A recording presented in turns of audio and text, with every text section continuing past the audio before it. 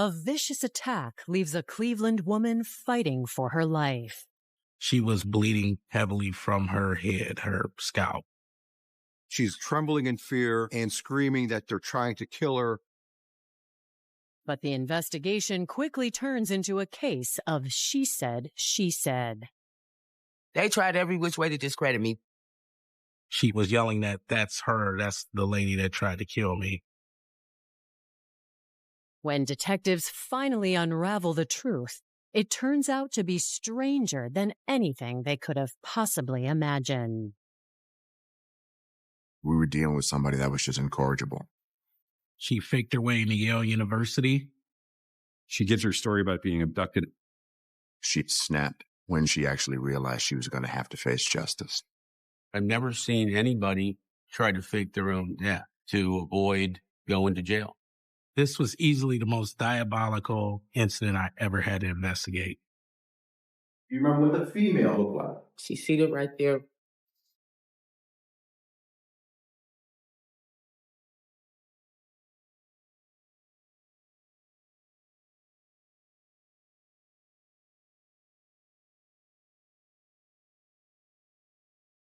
April 21st, 2001.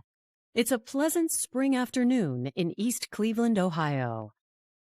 But for the workers inside a fast food restaurant, things take a violent turn. On that particular day, there was a 911 call that came in from the Kentucky Fried Chicken. What they are witnessing is a woman who bursts into the restaurant, trembling in fear, bloodied about the head, and screaming that they're trying to kill her, not knowing whether this is something that is drug-induced or otherwise. They pick up the phone, call 911. When first responders arrive, they find the woman, 27-year-old Melissa Latham, in a state of shock. She had a large laceration or cut on her forehead and was also bleeding heavily from her head, her scalp. She was very coherent at the time, but she was definitely hysterical. Melissa was telling the officers that there was a woman across the street and her male cousin that assaulted her and tried to kill her. She did mention that she was injected with insulin during her assault, but she did not go into why or anything that led up to it.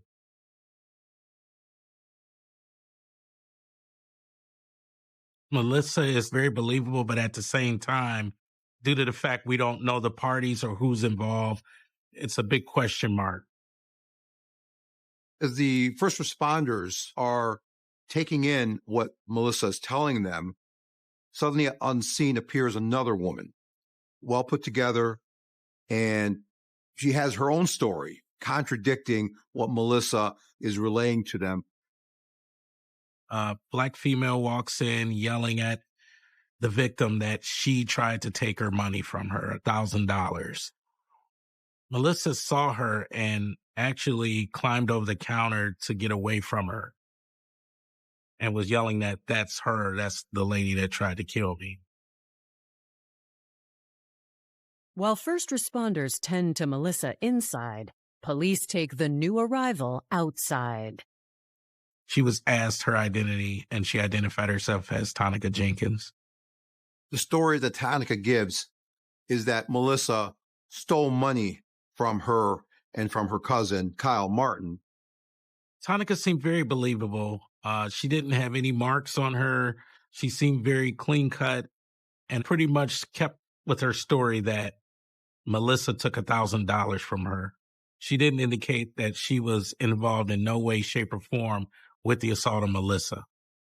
So based on the totality of statements, it was imperative that we find out what was going on.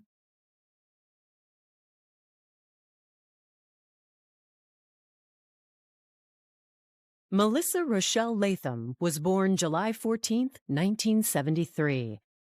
She grew up in East Cleveland along with 4 siblings. My father was a truck driver, and my mother was a nurse, and we lived good. Everything was structured.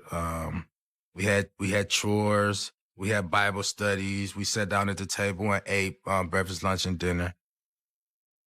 coming up as kids, my sister Melissa was the one that I could communicate with effectively. We just had that bond. Melissa was bubbly, outgoing, always energetic, always making us laugh. Despite a happy early childhood, the 90s brought on a difficult era for the Latham family. When my mom was going through her addiction, that was the time when we were supposed to be being nurtured. And, it was hard. And my father did all he could. I didn't know what was going on. I was a kid. I remember moving from place to place with my mom's friends. Melissa started acting out from trying to replace what was missing from what we knew to be normal. When she was 13 years old, she got pregnant and had a baby, her first child. She really tried, but she was a baby herself. A second child followed a few years later, and Melissa, like her mother before her, began using drugs as an escape from reality. The drug didn't take over her like that. She still was functional. So I really didn't know the difference until it was obvious. She started looking different. She started acting different. She would be out in the streets all night. That's what addiction does. Melissa eventually had 7 children, and to fund her increasing drug use, she turned to a life of petty crime. She was a booster, a thief, steal out of stores, clothes, selling to other people. Often she'd get caught and she would have to go sit down in the county jail for lengths of times until she, go to court and she'd come out. Then she'll go right back to doing what she do and get back in trouble and end back up in jail. As a result, the state declared Melissa an unfit mother and placed her children in foster care. When she found out the kids was gone, it crushed her. I think it made her slip deeper into her addiction. Addiction feels like helpless, hopeless, dark. It made her forget about everything that made her her. I can remember her trying to seek help. But everything she did, she always found herself going back to the drug. As Melissa entered her late 20s, the family moved from East Cleveland to the suburb of Oakwood in the late 90s, hoping to help turn her life around. When we moved to Oakwood, Melissa started working off and on. She gets a job at McDonald's and things getting a little bit better. It gave her more clarity. It gave her more purpose having a job. But she still would go and do what she wanted to do eventually. She would find a way to get high. And unfortunately, that's what happened that night.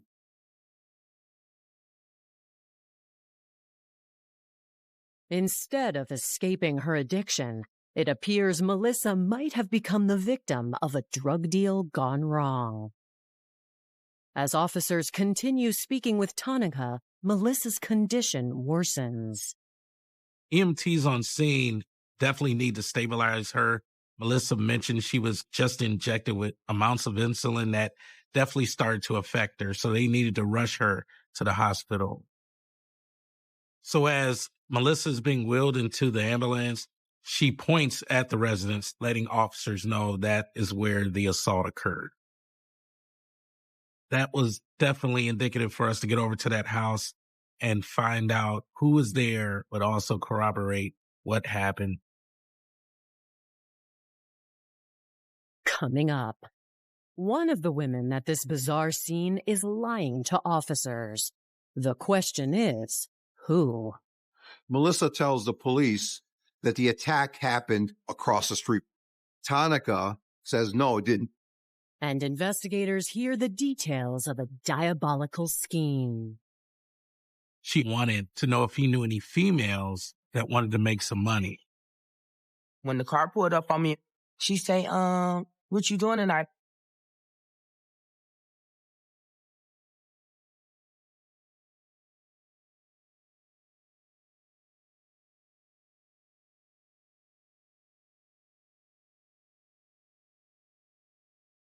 While Melissa Latham is rushed to the hospital, police continue questioning her alleged attacker, Tonica Jenkins.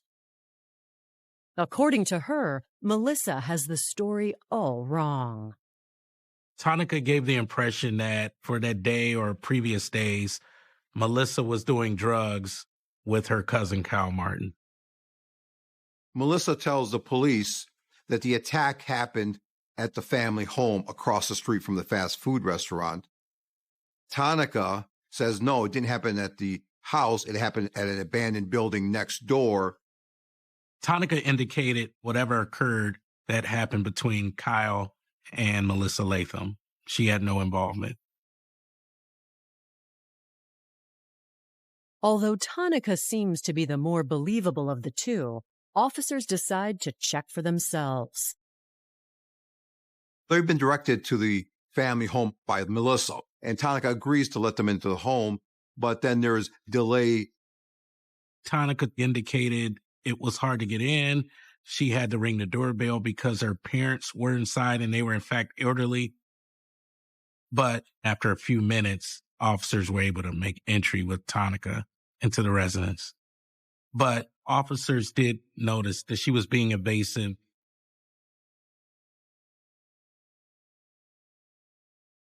Since Melissa claimed she was attacked in the basement, that's the first place the officers look. The basement was not finished and pretty much appeared to be used for storage. There were bikes, boxes, a refrigerator. The first thing they noticed was a strong odor of bleach.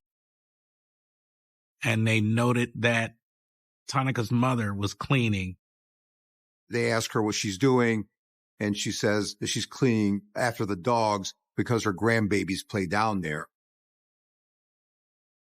Officers notice the coincidence and quickly spot something that doesn't add up. Officers noted blood splatter on the stairs and a couple other locations in the basement.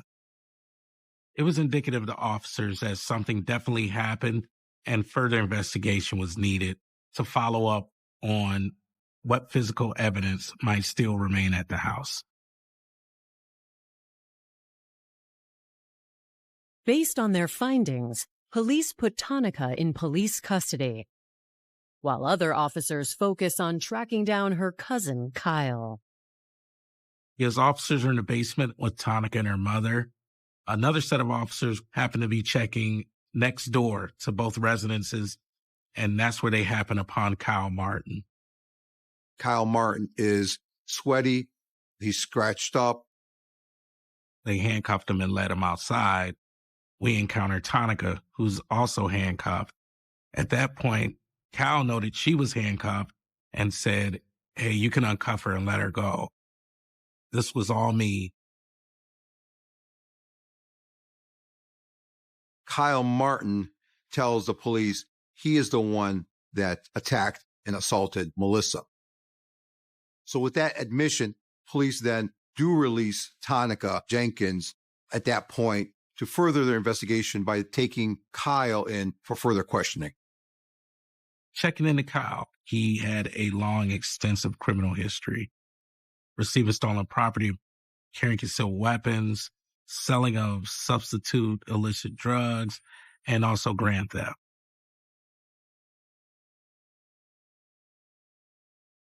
While waiting on a warrant to inspect the scene, investigators employ a little trickery to get Kyle to talk. We indicated that Melissa had passed away. There is no clean-cut rule that you have to tell the entire truth or be transparent during an investigation. The tactic works, and with the added pressure from detectives, Kyle breaks. Once he was advised that Melissa Latham passed away, he was very cooperative at that point and wanted to give his side of the story. What we learned, I think this was easily the most diabolical and thought out incident I ever had to investigate.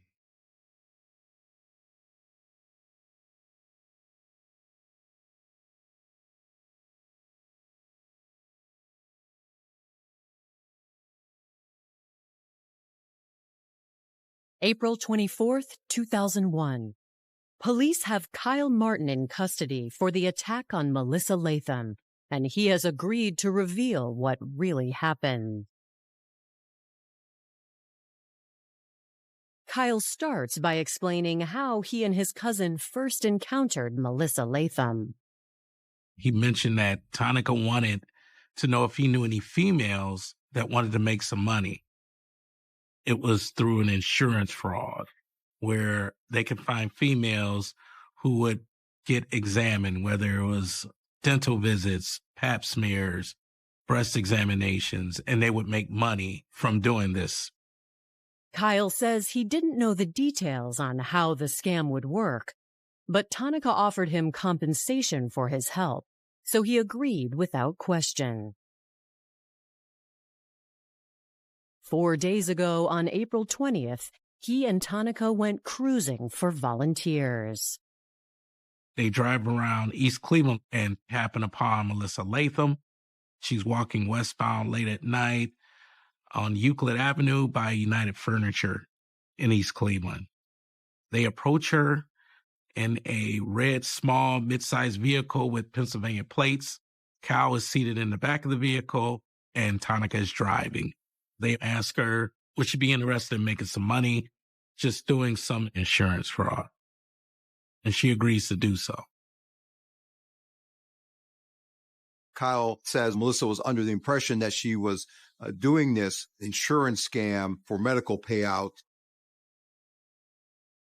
According to Kyle, they stopped to buy drugs and returned to the house on Delmont. The next day, they took Melissa to the dentist for x-rays. They went to Strongsville, Ohio to the dental appointment, and he remained in the car while Tonica and Melissa went in for the appointment. About an hour later, they come back to the car, and from there they go to retrieve more drugs. And then after that, they went back where they smoked the drugs. Their scheme had been a success, but Kyle says the following morning, things took a turn for the worse. Kyle Martin wakes up and he's paranoid from using drugs the night before. Latham is still there, which kind of upset him. He didn't feel comfortable with her being there. While she's in the bathroom, Kyle notes that $800 and some crack is missing. When Melissa comes out of the bathroom, Kyle's agitated and strikes her in the forehead and also in the back of the head. Tonica, hearing a commotion, comes downstairs and asks what's going on, what's the problem. At this point, Kyle says, "Geez, your problem." Kyle then mentions that Tonica assaults Melissa with a brick. She was laying in a pool of blood, and Kyle is watching Tonica inject her at least 4 times in the left arm with insulin. At this time, Kyle's like, "Wow, Dr. Kevorkian, what are you doing?" Kyle claims he left the basement at that point to get some air, but Tonica joined him a few moments later. Tonica mentions that Melissa has gotten away. At this point, Tonica takes the brick and also the syringe that was used in the assault, wraps it in a gray plastic bag, and takes it next door to the abandoned area between the house and throws it over the fence. They have Kyle Martin in custody. He's detained upon the basis of his admission that he's the one that assaulted Melissa. It was imperative to not only corroborate his interview with Melissa, but also check on Melissa's condition. Upon arriving to the hospital, we were unable to interview her because she was still out of it. She had 6 stitches to the front of her forehead, and she had 25 to 30 staples to the back of her head from the attack with the brick. Due to the insulin that was injected with her, her blood sugar was dangerously low. When investigators talked to Melissa's doctors, her injuries seemed to match the story Kyle told them. It was corroborated that a heavy blunt object caused a lot of the bruises and contusions and lacerations to Melissa Latham, which is consistent with the brick that was mentioned by Kyle Martin. Her insulin levels are off the charts. That corroborates what Kyle is telling the police. Melissa was in a very critical state. We were very worried that she wasn't going to pull through with this. Melissa Latham, Latham. I just remember them saying I was lucky. Miracle of God, most definitely. I remember waking up looking, I had like scabs all across my face, a lot of staples in my head, and I had stitches in my forehead. I couldn't believe I was in that situation.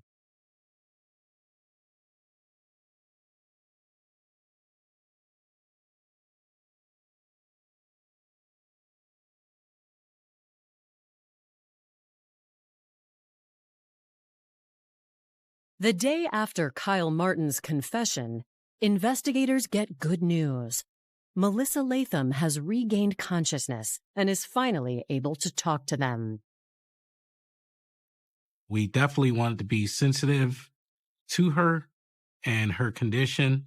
First, we wanted her to be able to identify the possible suspects.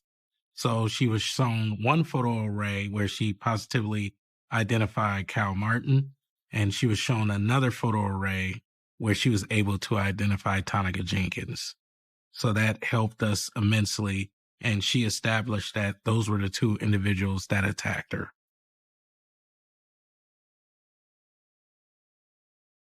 After identifying Kyle and Tonica, Melissa tells police everything she can remember about what happened. It was pretty much identical to Kyle's, from starting with her walking westbound down Euclid, that they offered her some money so she could do this insurance fraud. When the car pulled up on me, she say, what you doing tonight? I'm like, I'm trying to make some money. She say, well, we can have you make money. All you got to do is, go to the dentist. I'm like, well, ain't no dentist office open at 2:00 in the morning. She like, no, we're going to take you in the morning. She gave me a shirt, a sweatshirt, which was a Yale shirt. Then she say, okay, when we go, we're going to make up a name to put on the paperwork. And she was acting like she was making up a name, right, for this insurance scam. At the time, I didn't know it, but she was putting her name under my dental work. The reason wouldn't become clear until they got back from the appointment. She takes us back to the house on Delmont. Go back to where we was at in the basement doing the same thing, which was smoking drugs. I had went to the bathroom to brush my teeth and stuff. The light was on the bathroom, so when I came out, wasn't no lights on. I'm like, could y'all turn the lights on? I can't see. And that's when I felt Kyle swing at me. I'm asking, why y'all doing this to me? What did I do? I know I didn't steal nothing. I'm asking them, what did I do? They was hitting me and punched me. And then she picked up a sledgehammer. And she was like, no, don't use that. Don't use that. Just use the bricks. So he hit me in the head with the brick about 3 times. He was like, she ain't passed out yet. And that's when she grabbed the brick and hit me 2 more times. And I started putting up a fight and was fighting for my life, fighting, but I had ran out of energy. All of a sudden, I feel needles going into my body. Kyle was like, what is you doing? What is you sticking her with? She was like, oh, this mama's insulin. I just want her to pass out. I'm like, Lord, I got to play dead, because if I don't play dead, I'm going to be dead. They was talking while they thought I was unconscious. She was telling Kyle, this is your cousin right here. We're going to get this ankle bracelet off me, put it on her, because she's going to be me, and I'm going to be dead. She was like, we're going to take her to this abandoned apartment next door and burn her up. All they going to have to identify her is by her dental records. I was scared to death. I just knew I was about to die. At that point, Tonica has Kyle go upstairs with her to find something to wrap up Melissa's body so they can burn her in the garage, outside.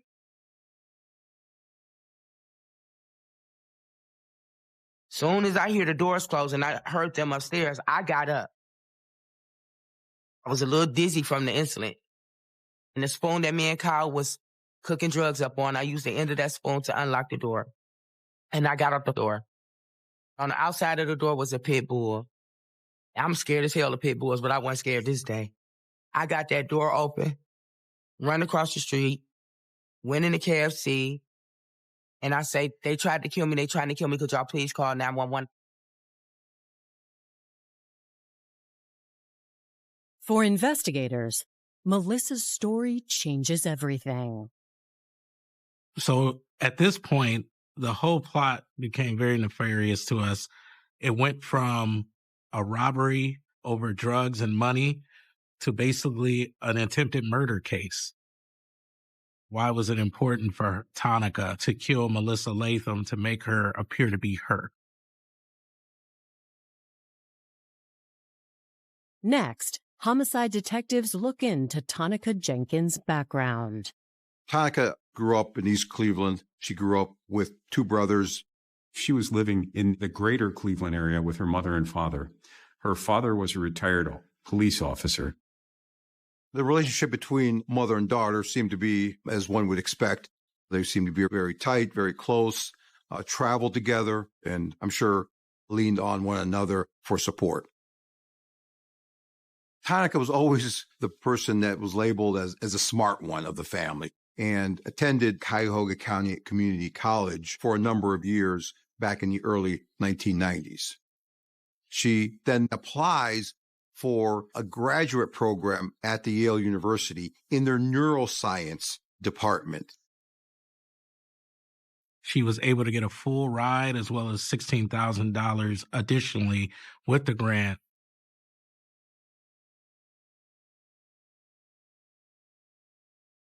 It's during her classwork that the professor is perplexed because she's not at the level where she should be based on her transcripts, based on the letters of recommendation. So he picks up the phone and calls one of the professors from her community college and wants some insight as to how can I help Tonica succeed here. And that's when it starts to unravel. They have no record of her. What she'd done was apparently created a paper trail that represented her to be a gifted young neuroscientist, when in fact she was not. When they pull up her criminal history, detectives discover the ankle bracelet Melissa Latham described is actually an ankle monitor Tonica is required to wear from a previous conviction. We were able to see that in 1998, she was charged with fraud. Once her deception was uncovered, Tonica was charged with counts of forgery and larceny. But on the morning of her court date, she failed to show up. I'm like, well, this is not good. The judge is going to come out in a few minutes, and he's spitting nails today. Where is she? They made efforts to call her, but we were unable to find her. Eventually, Tonica returned to her home in East Cleveland with a dramatic explanation. She said the reason she didn't make it to court was because she had been kidnapped, raped, thrown in the back of a trunk, and driven to Philadelphia, where they dumped the car. I mean, this is the kind of stuff that shows up in fiction, in novels, you know. Coming up, Tonica Jenkins' motive is revealed. She lied to get into Yale. She lied about what happened to Melissa. She's a liar. She'd already been convicted of fraud. She just was stepping up her game.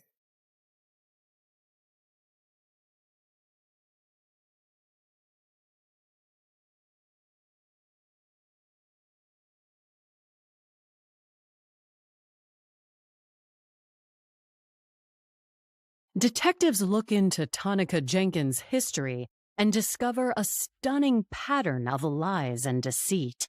a charge from 1997 for forgery and larceny after being admitted to Yale under false documentation. Tonica failed to show up for sentencing, claiming she was kidnapped. Tonica gives her story about being abducted and raped. Then I hear stuffed in the trunk of her car, and somehow she managed to get out and drive home. That's stretched credulity. I'm willing to go a long way toward believing the narratives my client tells me, but this was difficult. Her attorney even receives an anonymous delivery. I was shown photographs of her purportedly in the trunk. Who took the photographs? How she got them? They raised some pretty significant credibility questions. Despite the outlandish excuses, Tonica's attorney was able to negotiate a plea deal for her to repay the money she took from Yale and serve 3 years of probation. I was prepared to try the case rather than agree to a plea bargain that involved prison time. Then the state insisted that she get a felony. But after several court appearances, the state agreed to submit her to what's called accelerated rehabilitation, which is a program that says if you'll complete a brief period of probation, the charge will be dismissed. Tonica's police record shows that months after starting her probation, she was arrested again, this time in Florida. We learned that Tonica and her mother, Tonica, were up for a trial for trafficking drugs. We spoke with the head agent. At that particular time, I was in a narcotics group. We had undercover agents contacted by 2 ladies from Cleveland about coming down here and negotiating a drug deal. So we set up a time, and they met at a restaurant here in Tampa.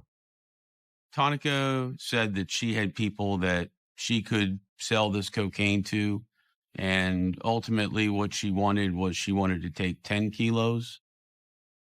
We made an arrangement for them to show up to a location here in Tampa, a warehouse that we controlled, and they were to bring $100,000.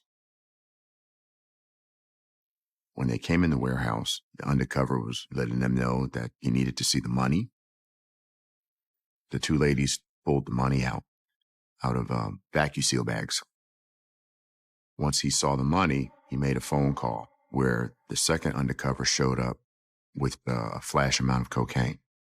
The mother actually cut it and taste tested it, which no professional drug dealer does that. Nobody with any sense puts their finger in anything and puts it in their mouth. They don't know what it is.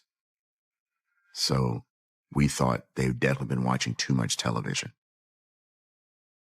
Once Tonica and her mother committed to the exchange, the rest of the undercover team swept in and made the arrests. They were charged with conspiracy to possess with intent to distribute 5 kilograms or more of cocaine. With those charges, they were facing a mandatory minimum sentence of 10 years, up to life imprisonment. They had their initial appearance in federal court here in Tampa, and the judge granted them a bond so they could go home to Cleveland prior to trial. As a condition of her bond, Tonica Jenkins was going to be required to wear an ankle monitor. To detectives in East Cleveland, Tonica's motive for using Melissa to fake her own death is now clear. Just as Tonica faked her way into a rape and kidnapping, she was trying to make this into an ag murder where she can avoid her charges in Tampa, Florida. She lied to get into Yale. She lied about where she was when she was supposed to show up for court. She lied about what happened after Melissa was attacked and escaped. She's a liar. She'd already been convicted of fraud. She just was stepping up her game. It's troublesome to think that Jenkins thought Melissa was so worthless and that her life meant nothing, that she was going to kill her to avoid going to prison for something that she did. I believe Tonica Jenkins snapped when she actually realized she was going to have to face justice.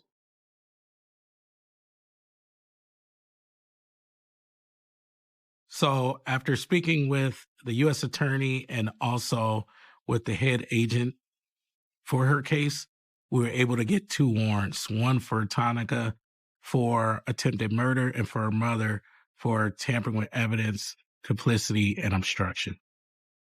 Investigators return to the Delmont address and discover both women are gone. So the only person detained is Kyle Martin at this point. Police go to look for Tonica and her mother and find that they have already left the state on their way down to Florida to stand trial for the drug case that they're trying to avoid.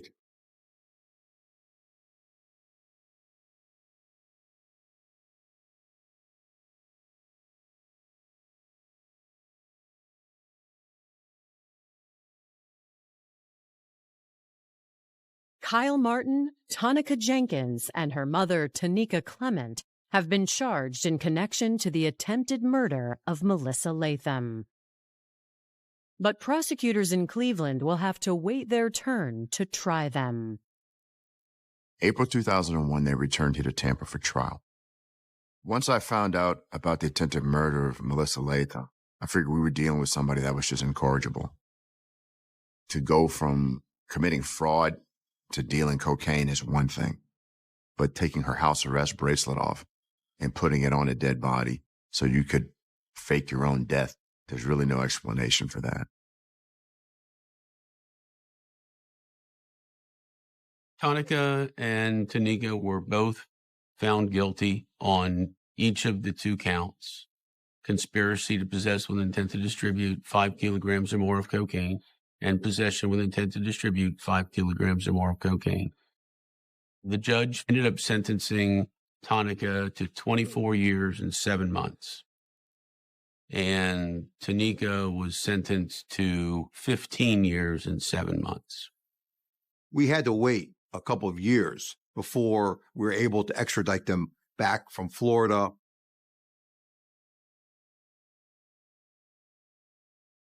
In February 2003, mother and daughter returned to Ohio to face the attempted murder charges. We presented 16 witnesses that testified. The picture that was painted was one that Tonica Jenkins, the daughter, was the mastermind behind what happened to Melissa. Melissa had to relive that night when she saw her life almost snuffed out.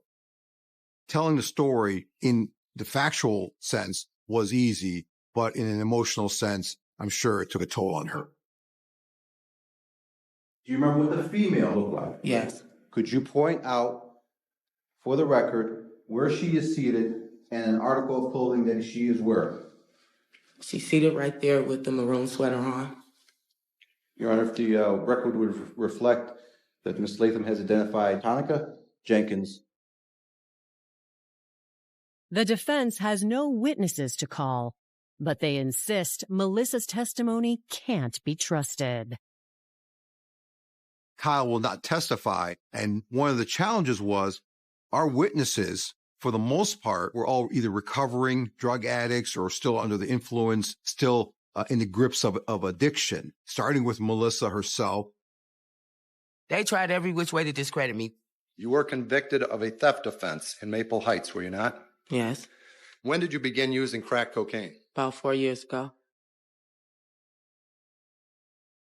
The evidence spoke for itself. They had the dentist, they had the clothes, the brick, the staples in my head. I ain't hit myself. And they found traces of my blood in the basement. The mama was trying to clean it up. And I think that they believed me because Kyle confessed. In her corner was the truth. And I think it really struck a chord with the jury. In just one day, they return their verdict. Tonica Jenkins was found guilty of 2 counts of tampering with evidence, attempted aggravated murder, complicity to commit murder, kidnapping, and felonious assault. She was sentenced to 20 years in Ohio penitentiary. The mother, Tonica Clement, was found guilty of obstructing justice and was then sentenced to 1 year.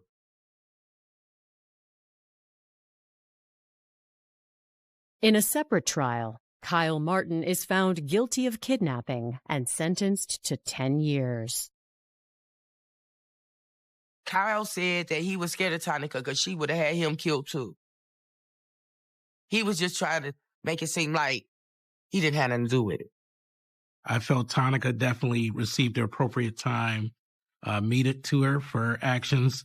I felt Kyle should have received a lot more. He had a lot more involvement than I think he alluded to or admitted to, as well as the mother.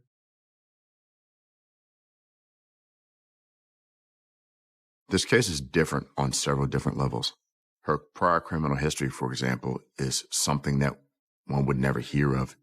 That literally is a made-for-TV movie.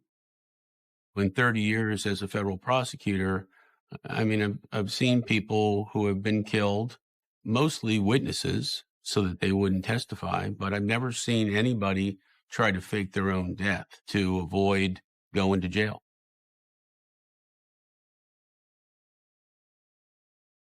Tonica Jenkins is the kind of person that would befriend somebody and smile in their face and laugh and tell jokes with promises and just for the control to complete whatever objective she got planned. That take an emptiness. She cold. She ain't cold enough, though. I got scars, but I'm still me. I'm still Melissa Rochelle Latham at the end of the day. I know addiction is a beast.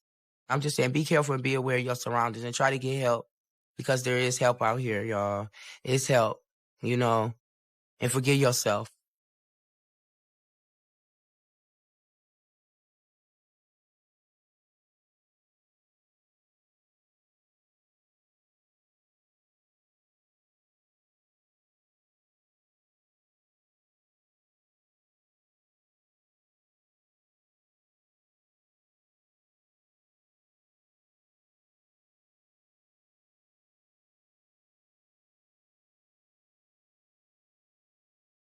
I heard you were wetting the baby's head yesterday evening over at Ronald's.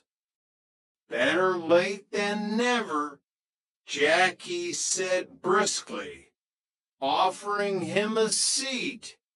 Have you any news yet about Nima? Not yet. I'm trying to piece the families together. Just so that I understand this.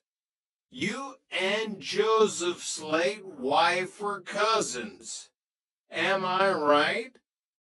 Jackie nodded. Aye.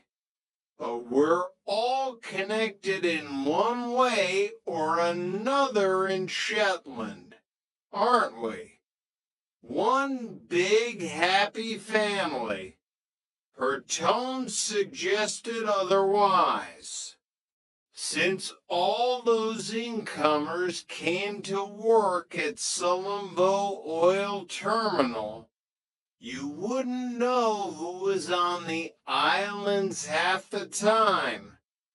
It's not safe anymore. Nobody likes to think the threat is local. Jimmy said carefully, but 9 times out of 10, victims know their killers. Jackie, you were at Anna and Ronald's house last night. Did you notice any strangers on your way home? I didn't. Sorry. I was in after that.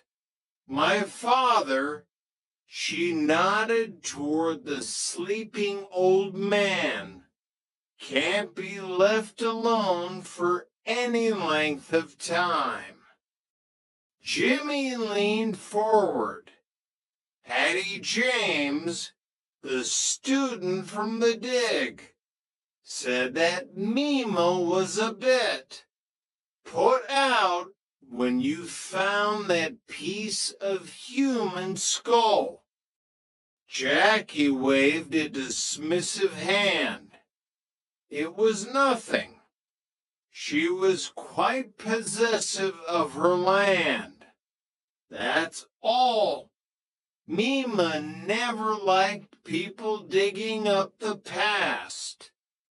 Speaking of the past, Jimmy said, his eyes scanning the photographs on the mantelpiece. One black and white picture caught his eye. It showed two young men in thick woolen sweaters standing on the deck of a small, battered fishing boat.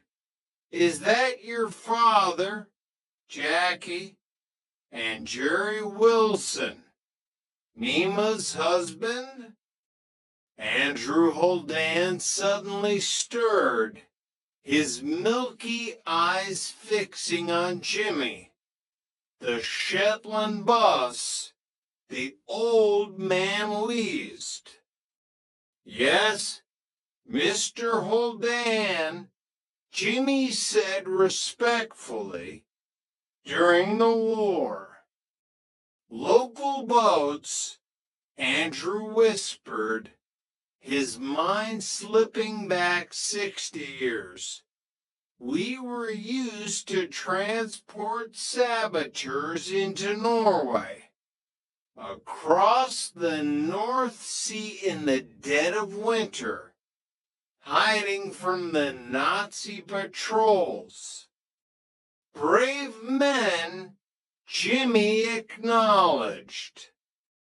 Jerry Wilson was a good man, Andrew said, his voice gaining a momentary strength. But he brought back more than just refugees.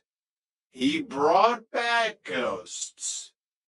Jackie quickly stepped in, her face tight. Don't forget your pills, Dad. I took them already. Come now. You're tired. She effectively ended the interview, ushering Jimmy toward the door. As he stepped out into the freezing air, Jimmy couldn't shake the feeling that the past was bleeding heavily into the present. A human skull, a WWII covert operation, a murdered old woman. The pieces were there, but the puzzle picture was obscured by a heavy Shetland fog. Chapter 8, Boiling Point. The rest of the day was a grueling blur of paperwork, coordinating search teams, and dealing with the press. The murder of an elderly woman on a small island was headline news across Scotland. By the time Jimmy got home, the sky was pitch black and the wind was howling a mournful tune around the eaves of his house. He found Cassie in the kitchen, sitting cross-legged on the counter, watching a pot of water boil. I'm making pasta, Jimmy announced, shrugging off his coat and rolling up his sleeves. He grabbed a box of dry spaghetti and a jar of sauce. Cassie watched him with a critical eye. Mom was right. Cooking's all about timing, and you don't have it.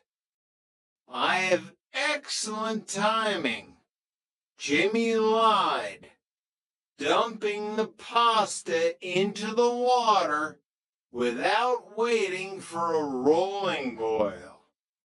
1 minute. I don't know why you don't just let me cook, she sighed, hopping off the counter.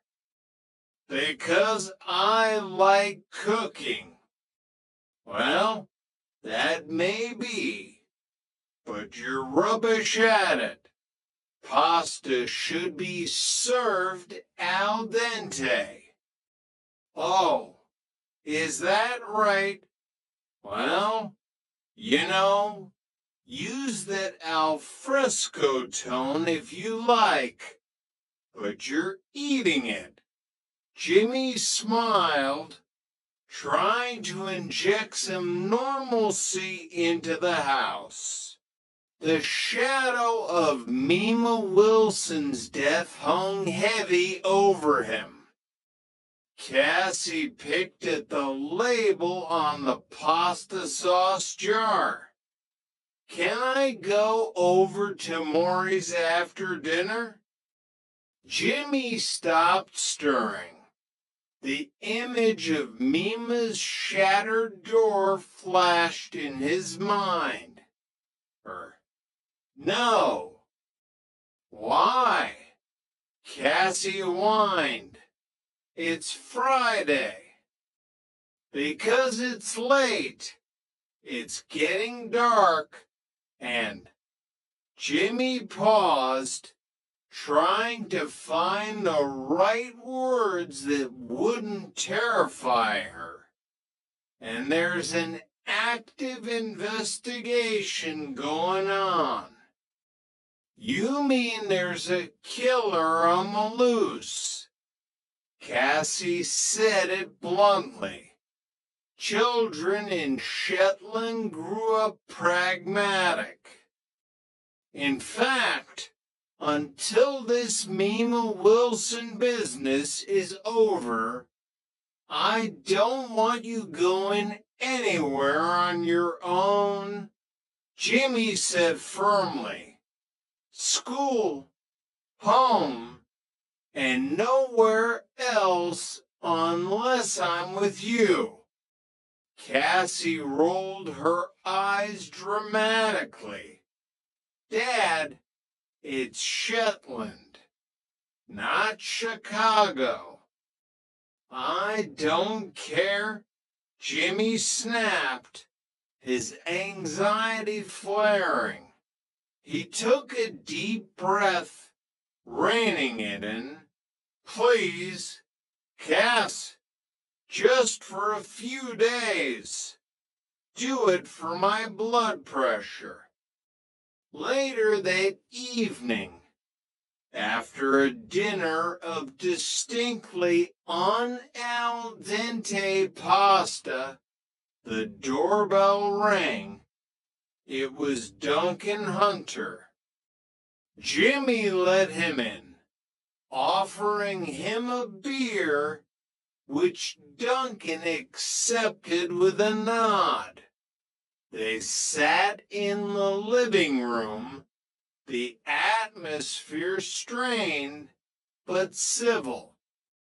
What's this I hear about you trying to buy Mima Wilson's place in Bresse? Jimmy asked, cutting straight to the chase. Duncan took a sip of his beer, unbothered. Word travels fast.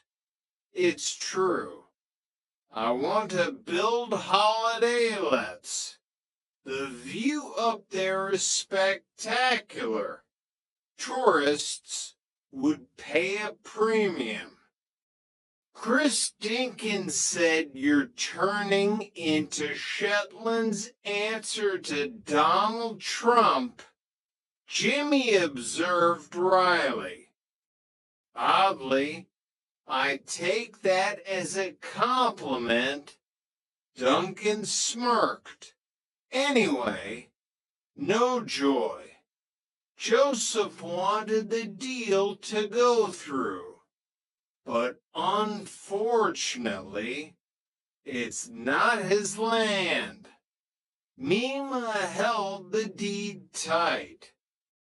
It is his land now, Jimmy pointed out, watching Duncan's reaction closely. Duncan held his hands up. "Ho, Jimmy, I might be a capitalist, but I'm not a murderer. I had no idea what happened until I heard it from Craig this morning. I could do without the uphill battle here. People will think Ronald Holdan got drunk and shot Mima by accident, or that I paid someone to do it. Well, thinking's fine," Jimmy said softly, leaning forward. "But I have to be sure. I know your problem." Duncan sighed, leaning back. "You think it's perfect here. You want this island protected at all costs. You want it frozen in amber. But things change.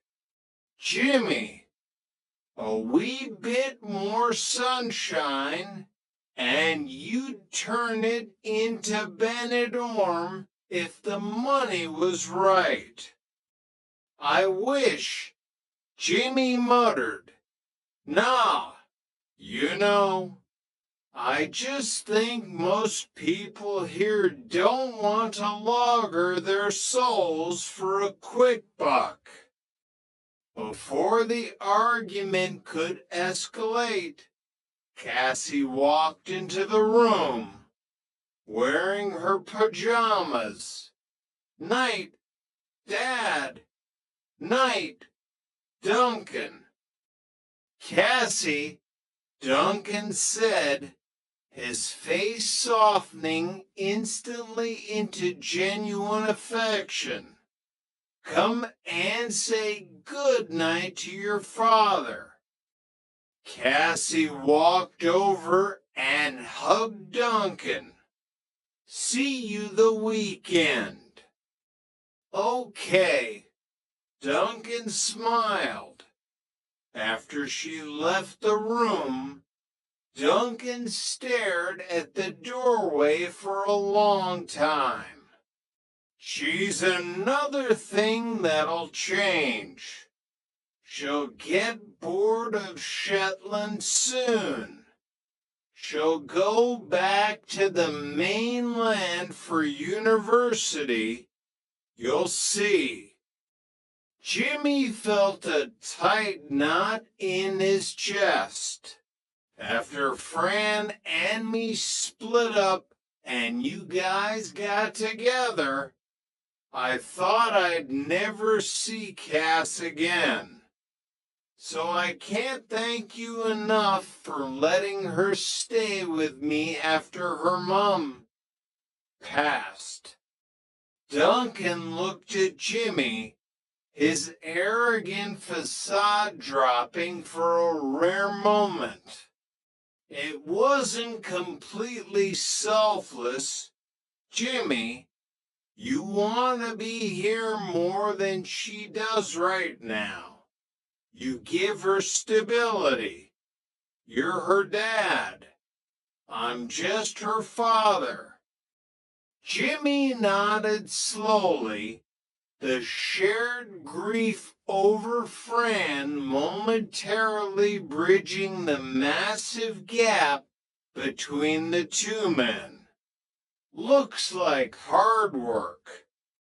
"It is," Duncan agreed, finishing his beer. "Keep her safe, Jimmy." Chapter 9, Flight. The next morning broke cold and clear, a rare reprieve from the relentless rain.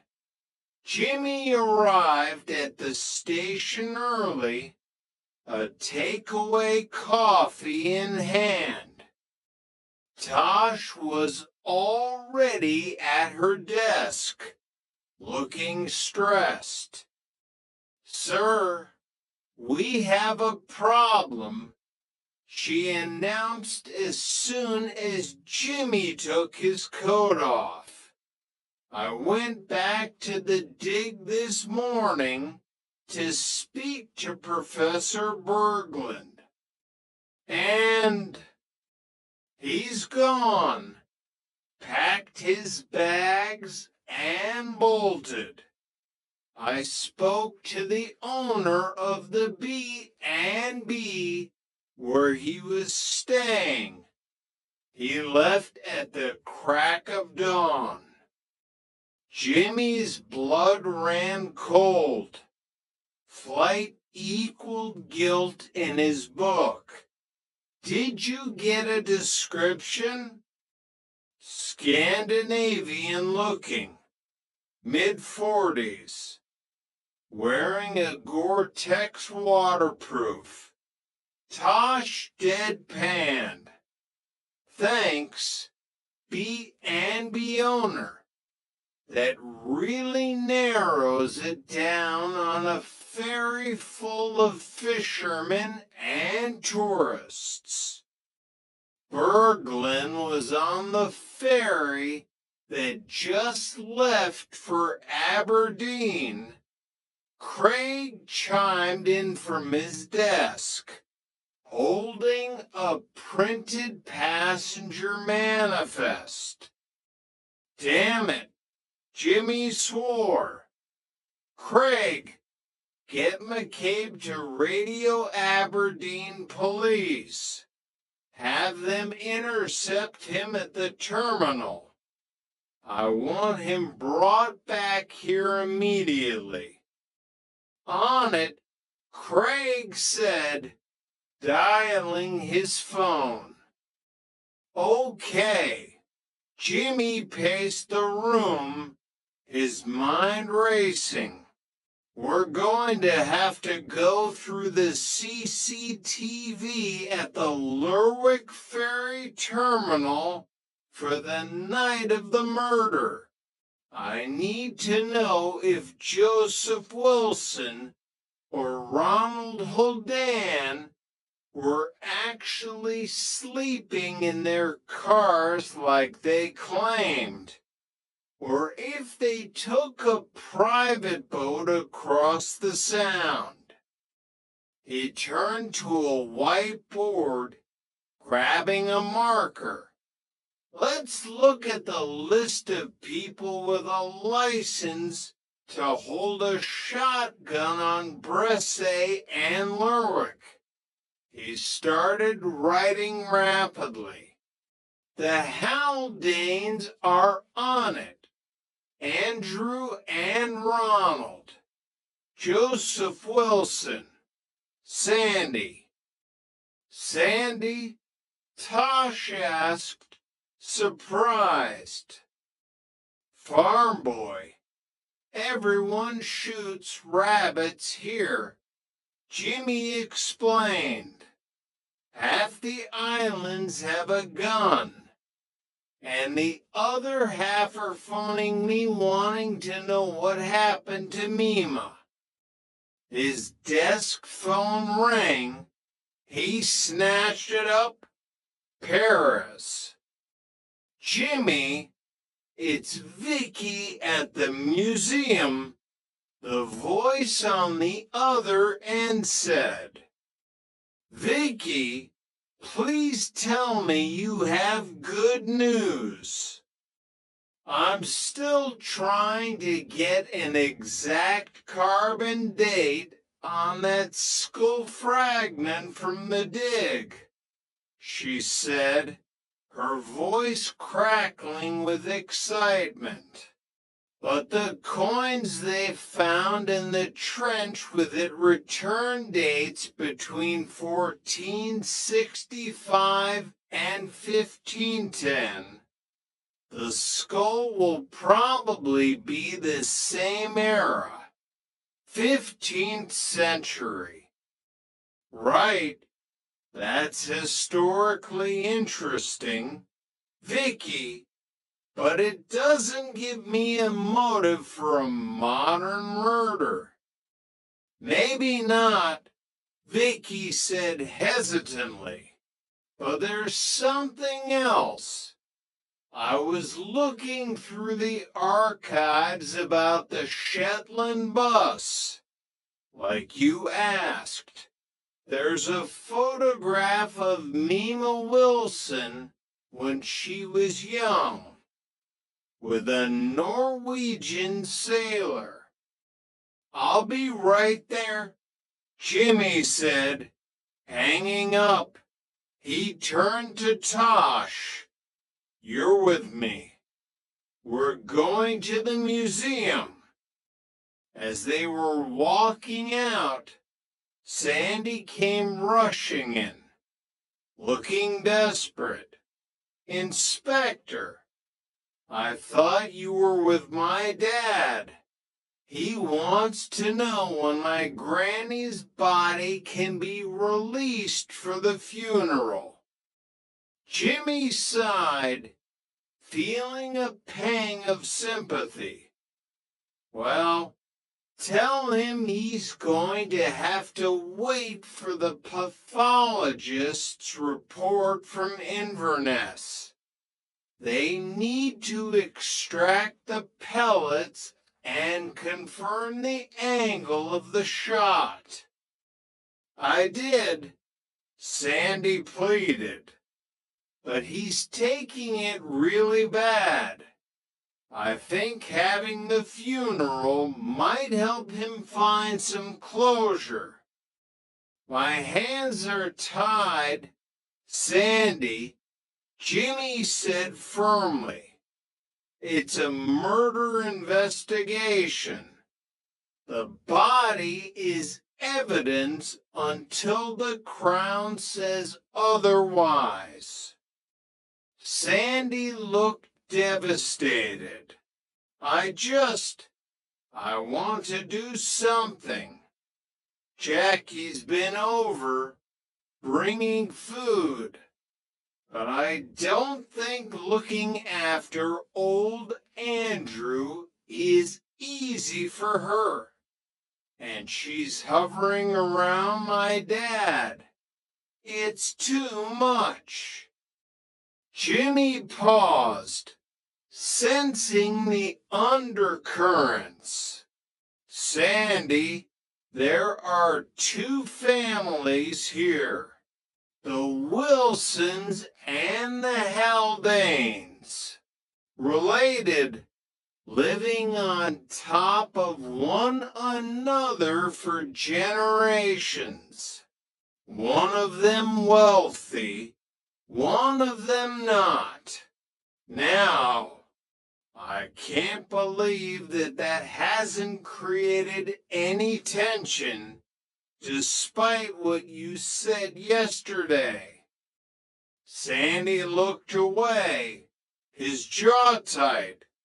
She's my grandmother. What? Do you think I don't want to know who killed her? I'm not protecting anyone. I'm not accusing you of that. Sandy, just keep your eyes open and stay with your dad. Jimmy walked out, leaving Sandy standing in the middle of the bullpen, looking utterly lost. Chapter 10, Ghosts in the Archive. The Shetland Museum and Archives sat on the waterfront, a beautiful modern building that housed the rugged, bloody history of the islands.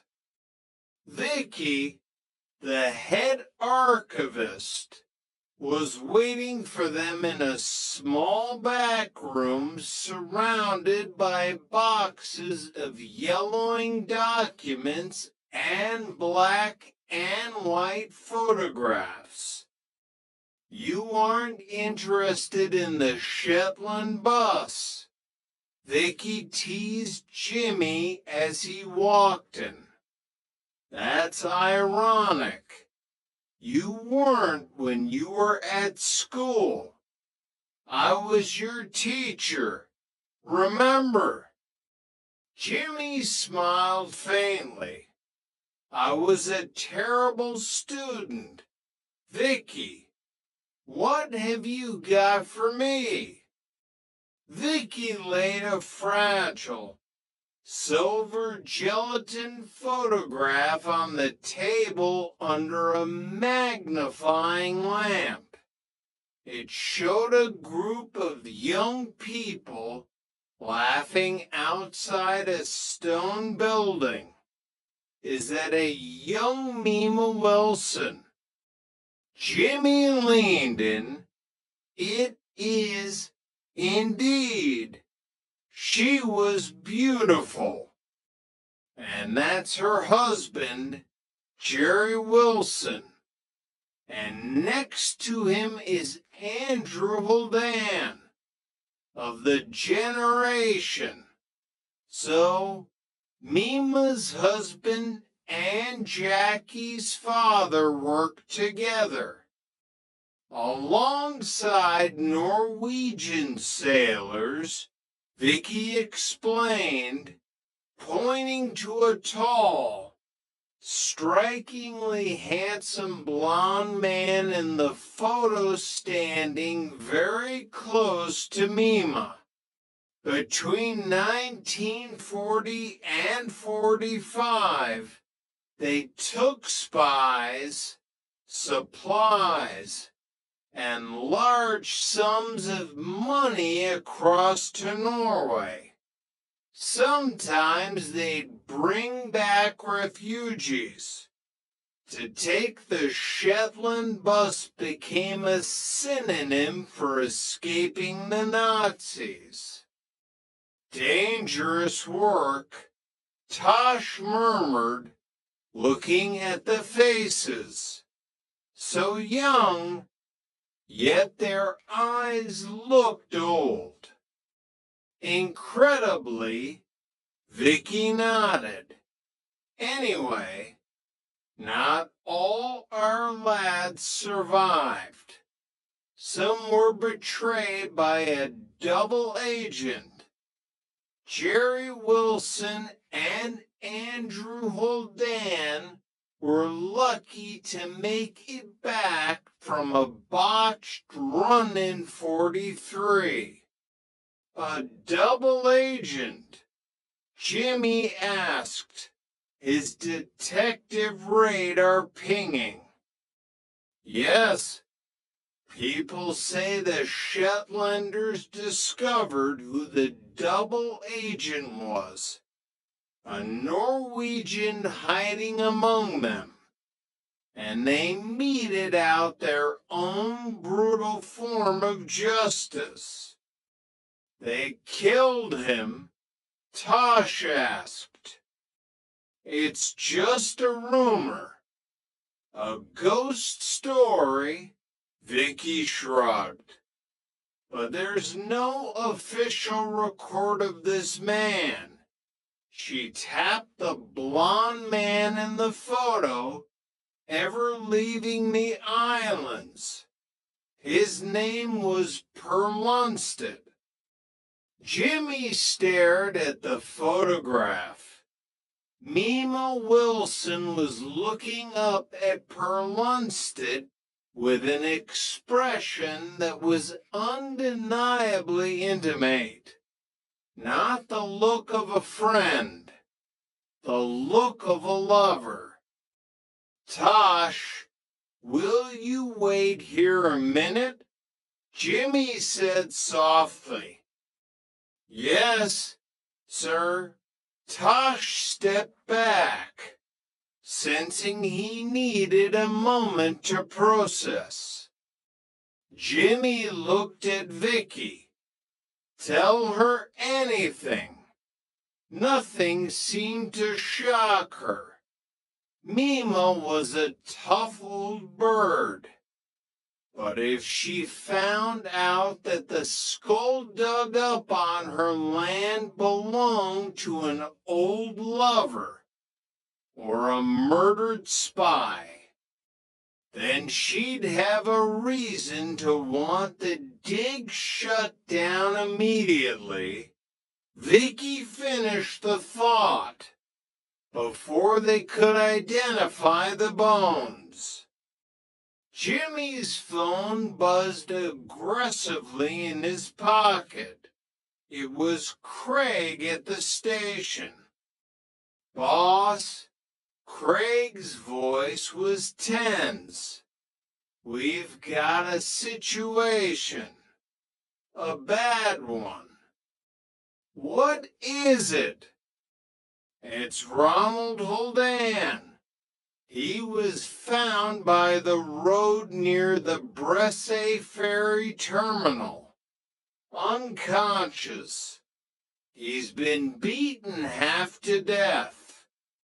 Chapter 11, Retribution. The hospital rooms smelled of bleach and sterile gauze. Ronald Holdan lay in the bed, looking like a ruined mountain. His left eye was swollen shut, his lips split, and his arm in a cast. Jimmy stood at the foot of the bed, his face grim. Nothing on CCTV. The attack happened in a blind spot near the industrial bins. Okay. Well, you must have some idea who did this to you. Ronald. Ronald groaned, shifting painfully. It was dark, and I was, well, I'd had a few. They didn't rob you then? Jimmy asked, noting that Ronald's expensive watch was sitting on the bedside table. I don't think so. No. No. Nothing taken, Jimmy said, his voice dropping to a dangerous register. How can you be so sure it was a random attack?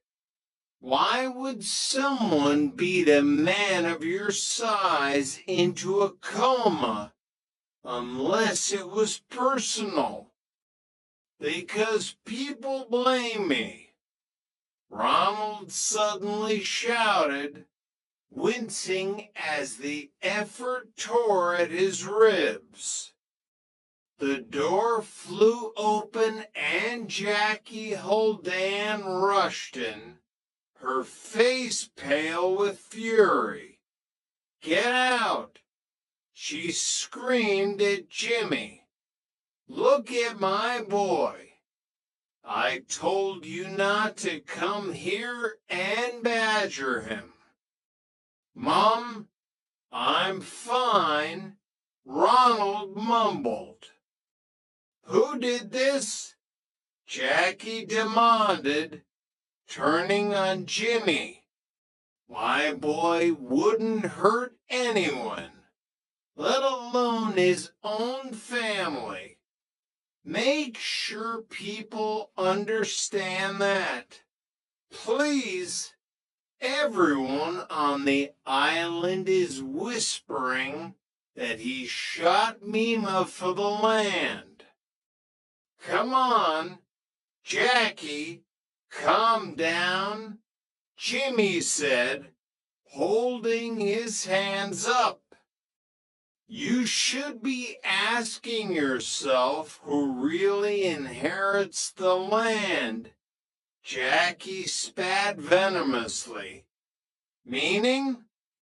Well, it's not us, is it?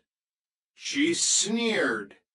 It's Joseph, and that useless boy of his, Sandy. Jimmy left the hospital feeling like he was wading through treacle. Every answer bred 3 new questions. Was Ronald attacked by a vigilante who thought he killed Mima? Or was he attacked by the real killer to keep him quiet? He got back into his car and drove toward the station. He needed to talk to Professor Berglund. The Aberdeen police had apprehended him at the ferry terminal and were holding him for questioning. When Jimmy walked into the Lerwick interview room, Professor Paul Berglund looked less like an esteemed academic and more like a cornered rat. He was sweating in his Gore-Tex jacket.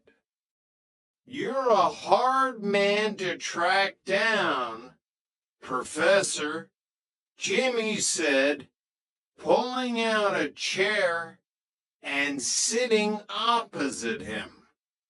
I was just on my way to see you on Bresse this morning when I found out you'd bolted. I didn't bolt, Berglund said defensively, his accent slightly clipped. I had a funding meeting. I had to be there in Aberdeen. The university is threatening to pull the plug on the dig. Sorry. Am I to believe that your funding is more important than a murder investigation on your doorstep? Am I a suspect? Berglund countered, his eyes darting to the mirror. Well, according to your student, Hattie James, this dig was quite important to you. It was your last chance to make a major discovery, and Mima could have closed it down at any moment. Hattie tends to blow things out of proportion, Berglund scoffed, waving a hand. She's an emotional girl, highly strung. You know her well, then? Jimmy asked smoothly.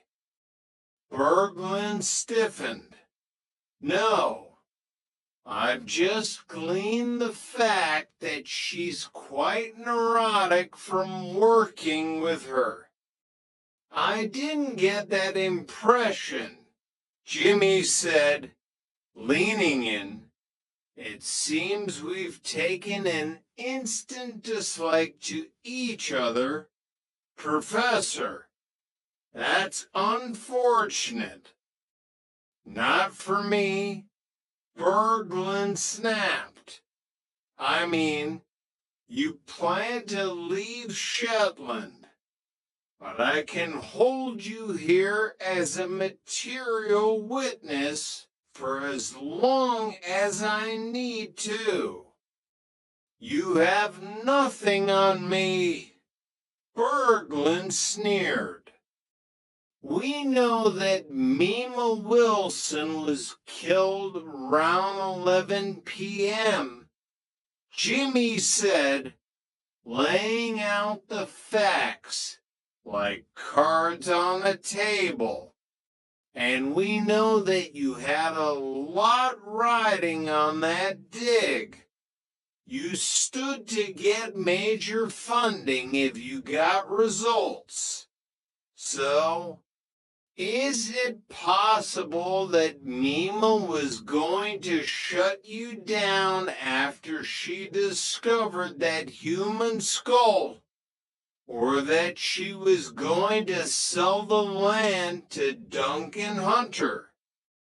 I don't know anything about selling land, Berglund said, looking genuinely panicked. Is that a strong enough motive to kill her? Jimmy pressed. Berglund slammed his hands on the table. I didn't kill the old woman. I was in my B and B all night. Jimmy let him sweat for a moment. Then he pulled out the photograph of Mima and pronounced it. Did you find anything else in that trench besides a skull? Maybe a set of dog tags. A personal item belonging to a Norwegian sailor? Berglund stared at the photo, his face draining of color. He opened his mouth to speak, but no words came out. Before Jimmy could press the advantage, the interview room door opened. It was Tosh. She looked terrified. Sir, she whispered urgently, you need to come out here. Now. Chapter 12, The Missing Girl. Jimmy bolted out of the interview room. What is it? Tosh handed him his mobile phone. It's a voicemail. It just came through on the station's main line. Forwarded for you. Jimmy pressed play and held it to his ear. Jimmy Perez. Hi, it's Hattie James. The girl's voice was breathless, panicked. The sound of howling wind roared in the background. I need to speak to you. I found something. Not in the trench. In the professor's tent. Oh God, he's coming back. A scuffling sound. A sharp intake of breath. Hattie, the voice on the tape wasn't Jimmy's. It was a man's voice. Cold. Angry. Shit. Hattie. Hi. It's Hattie. Please leave a message and I'll get back to you. Hattie's voice babbled, trying to cover her tracks, pretending to record a voicemail greeting. Then the line went dead.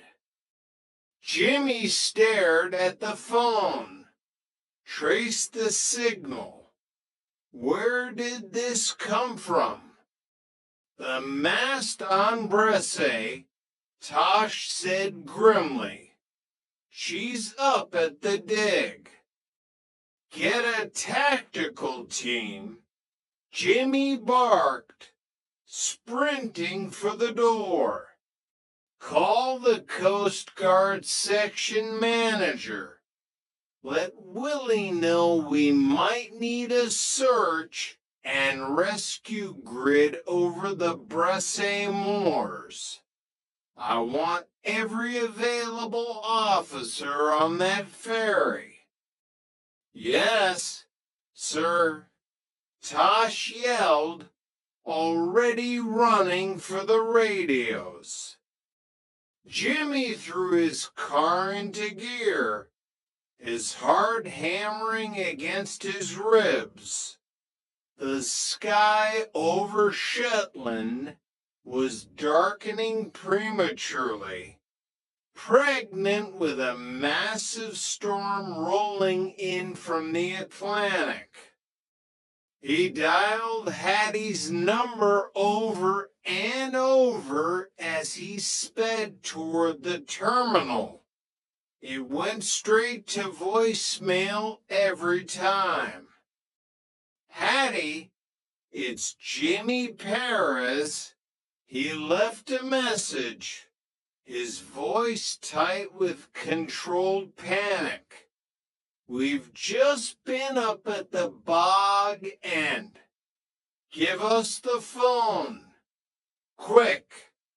He was talking to himself, cursing the island's terrible reception. When he reached the Bresse Croft, the wind was at gale force. The blue police tape was ripped and whipping wildly in the air. Check the house, Jimmy yelled to Craig, who had arrived right behind him. I'll head up to the dig and see if she's there. Jimmy grabbed a heavy flashlight from his trunk and ran up the muddy hill toward the archaeological site. The tarpaulins were tearing loose, snapping like gunshots in the wind. Hattie, he roared, his voice instantly swallowed by the storm. Hattie. He reached the main encampment. The professor's tent was unzipped, the flap blowing wildly. Jimmy drew his baton, stepping carefully inside. The tent had been ransacked. Papers were everywhere. A laptop lay smashed on the floor. Hattie, he called out softly. He swept the flashlight beam across the mud. He saw a set of footprints leading away from the tent, deeper into the peat bogs. Small boots. Someone running. Jimmy followed them. The rain was lashing down now, a freezing, blinding sheet of water that soaked him to the bone in seconds. He slipped in the mud, catching himself on a jagged rock, tearing his gloves. He pushed on, fighting the terrain. The bogs were treacherous, full of hidden sinkholes and deep trenches dug for peat. Hattie. Then the flashlight beam caught something. A flash of white against the dark earth. Jimmy ran toward it, his lungs burning. It was a hand. Hattie James lay at the bottom of a shallow peat cutting. She was staring up at the stormy sky, her eyes wide, the rain washing over her pale face. The brace on her teeth caught the light of Jimmy's flashlight. There was a massive, dark stain spreading across the front of Mima Wilson's oversized wool coat. Jimmy scrambled down into the ditch, falling to his knees in the mud. He pressed his fingers against her neck. Cold, nothing. Oh, good God, Jimmy whispered, the horror of it paralyzing him for a fraction of a second. He grabbed his radio, pressing the transmit button with a shaking, blood-stained thumb. Inspector, can you hear? Hello, can you hear me? The radio crackled with static, the signal blocked by the hills and the storm. Hello, Inspector, are you there? He was completely alone with the dead girl. He looked down at her, protruding from her chest, right in the center of the dark stain, was a heavy, ornate hunting knife. Jimmy's mind flashed back to the interview room. Professor Berglund, the photograph, the missing documents. He had to get a signal. He had to call this in. He scrambled out of the ditch, running toward the highest ridge. His phone finally caught a bar of signal. It began to ring. A missed call. He dialed it back. Hello. A woman's voice answered. She sounded exhausted. Hello. When James, Jimmy asked, panting heavily. Sorry, who's this? This is Detective Perez from the Shetland Constabulary. There was a long, terrifying pause on the other end. There's no cause for concern, is there? Mrs. James, I just wondered if you'd heard from. Jimmy choked on the lie. He couldn't do it over the phone. Not while he was covered in her daughter's blood. She's not in any trouble, is she? Gwen asked, her voice rising in panic. No, no. Is she? Is she likely to hide herself away if she's upset about something? Why? Don't worry, Mrs. James. If she does get in contact with you, can you please let me know? Jimmy managed to say, his voice breaking. There you are. He hung up, the cruelty of the job crushing him. I just wanted to say that I thought your daughter was lovely, and I wish there were more people like her. You should be very proud of her. The words he should have said echoed mockingly in his head. Jimmy stood on the ridge, the storm raging around him. He had two unsolved murders on his hands. An old woman shot in her home, and a young student stabbed in the mud, and a whole island of suspects who were all protecting their own blood. He stared out at the black, churning sea, the lights of Lerwick twinkling mockingly in the distance. He felt a cold resolve harden in his chest. He was going to tear this island apart until he found the monster hiding in the dark. And he was going to start with Professor Paul Berglund.